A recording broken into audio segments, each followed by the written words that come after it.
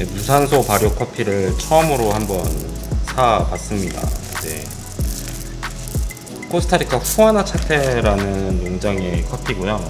네, 종자는 카투라하고 카투아이 믹스된 종자입니다. 네, 여러분 안녕하세요. 오마이커피의 시간입니다. 한 4년, 5년 정도 된 것 같은데 미국 포틀랜드에서 헐트 커피였던 걸로 기억하는데 거기서 처음으로 무산소 커피를 한번 먹어본 적이 있거든요. 사실 뭐 그렇게 기억에 남는 맛은 아니었는데 그때 이후로 뭐 마셔본 적도 없고 당연히 뭐 볶아본 적도 한 번도 없습니다. 처음으로 구매를 조금 해봤고요. 딱 한 배치 볶아서 먹어봤는데 굉장히 재미가 있어갖고 같이 한번 볶아볼까 해서 영상을 찍고 있습니다. 네, 그러면은 한번 볶아보도록 하겠습니다.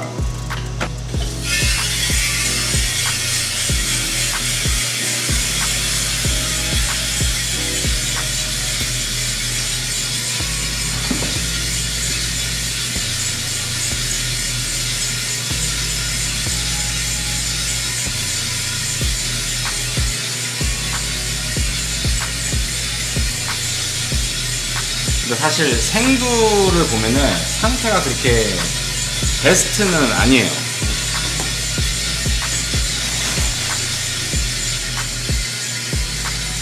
보시면은 색깔이 조금 얼룩덜룩하죠. 이게 약간 발효 자체를 좀 너무 과하게 해갖고 프로세싱을 하다 보니까 좀 많이 물러진 생두들이 조금 있습니다. 약간 이런 식으로. 사실 이제 요런 커피 같은 경우에는 볶이면서 약간 퀘이커? 굉장히 밝은 색깔의 커피가 나올 확률이 있거든요, 사실은. 그래서 요런 커피들이 로스팅이 되면서 먼저 데미지를 입기 때문에 문제가 되지 않을까 되게 걱정을 했었는데 실제로 딱 한 번 볶아봤는데 뭐 그런 거는 없었어요, 다행히도. 이게 한 몇 달 전에 엘파라이소인가? 그 무산소 커피에 대해서 물어보신 분이 계셨어요.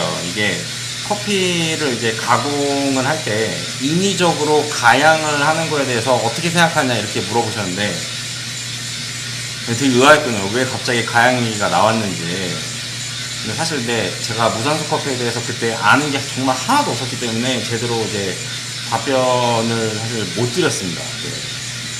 일단은 왜 가향이라는 말이 나왔냐면은 이게 생두 자체를 이제 백을 열었을 때 하고 로스팅 할 때 나는 향이랑 갈았을 때 그리고 심지어 이거를 마셨을 때도 이 향들이 향이나 맛이 되게 일치를 해요.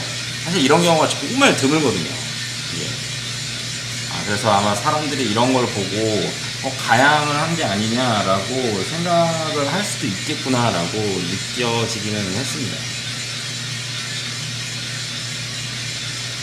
근데 이제 딱 한 가지 정말 확실하게 이야기를 할 수 있는 게 커피를 프로세싱을 할 때 무언가를 거기다가 발효를 할 때 넣었다라고 해갖고 그거의 맛이 커피에 배어드는 거는 불가능하다라고 생각을 하시면 됩니다. 이게 이제 커피 자체를 좀 발효를 시킬 때 다양한 유기산들이 나오거든요. 근데 이제 어떤 특정한 물질을 이제 발효를 할 때 집어 넣어갖고 뭔가 특정 유기산을 증폭시킬 수는 있겠죠. 예를 들어갖고 뭐 자두 맛이 나는 무산소 커피를 찾았다. 그렇다고 해갖고 거기다가 발효를 할 때 자두를 넣었다거나 뭐 그런 거는 절대로 아닙니다. 오히려 아마 그거하고 전혀 상관없는 물질을 아마 넣었을 확률이 굉장히 클 거예요.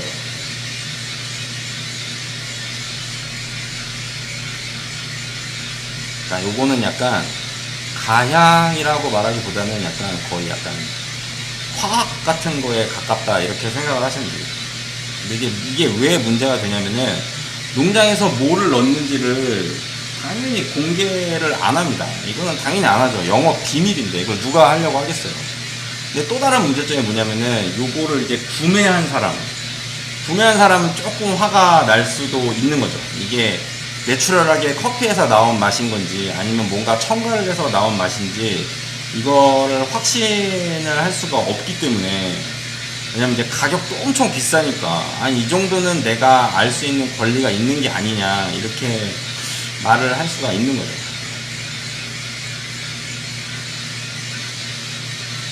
무산소 발효를 하는 방법은 이제 뭐 설명들이 여러 가지가 있기는 한데, 인터넷에 보면은 되게 설명이 자세하게 잘 나와 있습니다. 근데 이제 조금 간략하게 이 농장에서 한 거를 설명을 잠깐 드리면은, 보통 이제 무산소 발효를 할 때 통을 뭐 스테인레스를 쓰기도 하고 플라스틱 통을 쓰기도 하고 뭐 다양하게 사용을 하긴 한데, 여기는 이제 플라스틱 통을 쓰거든요. 근데 거기 보면은 이제 물통 같은 게 이제 달려 있습니다. 이게 이제 발효를 하면서 나오는 어떤 가스들 같은 거를 물통을 통해서 이제 나가도록 이렇게 이제 컨트롤을 하고 있는 거예요. 그래서 이제 가스는 나오고 산소는 이제 들어가지 않는 상태, 이 상태로 해갖고 보통 뭐 적게는 4일, 많게는 한 6일 정도 발효를 했다라고 이야기를 하더라고요. 근데 이게 발효를 할 때 약간 촉진제, 약간 효모 같은 게 있으면은 당연히 더 좋겠죠.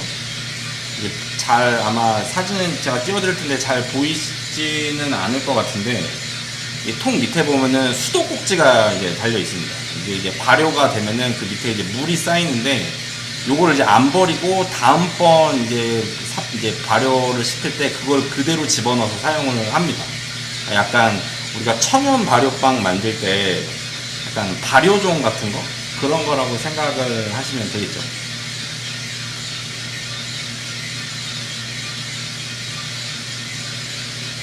이제 요 커피 이름이 이제 리몬이에요. 영어로 얘기하면 이제 레몬이 되겠죠. 실제로 이제 레몬은 아니고 약간 라임 같은 과일인데요. 요걸 이제 즙을 짜갖고 실제로 발효할 때 넣기도 하고, 그 다음에 사진으로 보여드릴 텐데, 이거를 건조를 할 때 이 과일 자체를 바짝 말려갖고 그거를 이제 같이 깔아줍니다. 근데 뭐 정확하게 이런 것들이 맛에 어떻게 영향을 미치는지는 사실 저도 잘 모르겠습니다.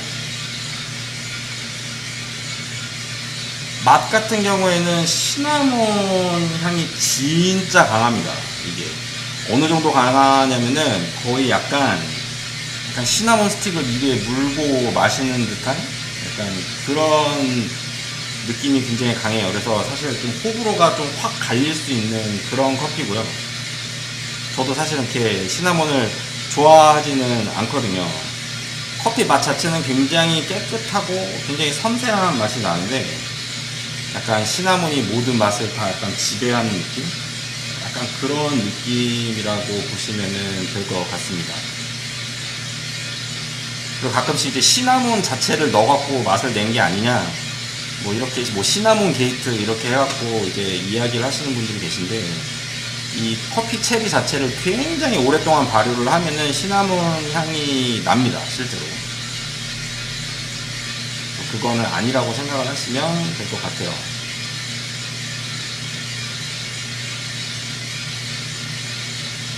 배출은 한 1차 팝 종료할 때쯤 해갖고 바로 좀 배출을 하도록 하겠습니다.